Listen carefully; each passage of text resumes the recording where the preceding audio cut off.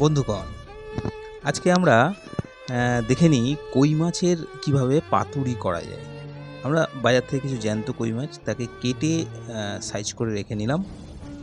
কই মাছকে করার জন্য আমাদের কিছু মশলার দরকার। আমরা কাঁচা লঙ্কা, জিরে, ধনে একসাথে ভালো করে আমরা মিক্সিতে পেস্ট করে নিলাম।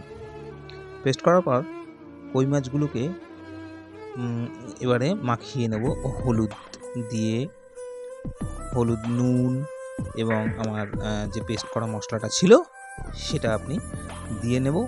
দিয়ে সর্ষের তেল দিয়ে মেখে নিলাম।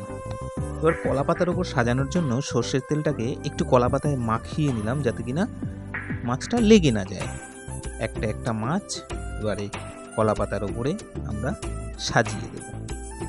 সাজিয়ে সম্পূর্ণ মাছের নিচে একটুখানি মশলাটা যাতে লেগে যায় সেইভাবে দিয়ে গোটা পাতার মধ্যে সাজিয়ে আমরা সেটাকে আগুনে বসিয়ে দেব। কিছুক্ষণ আগুন জ্বলার পরে কিছুক্ষণ পরে আস্তে আস্তে ওর থেকে তেল বেরিয়ে আসবে, তখন আমরা একটা পাতার গন্ধ পাবো, কলা পাতার।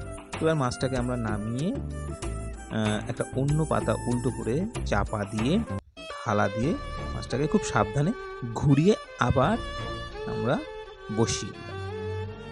বসিয়ে দেওয়ার পরে আবার কিছুক্ষণ গ্যাস জ্বালিয়ে দিলে আমাদের কিন্তু কলা পাতা মাছ রেডি।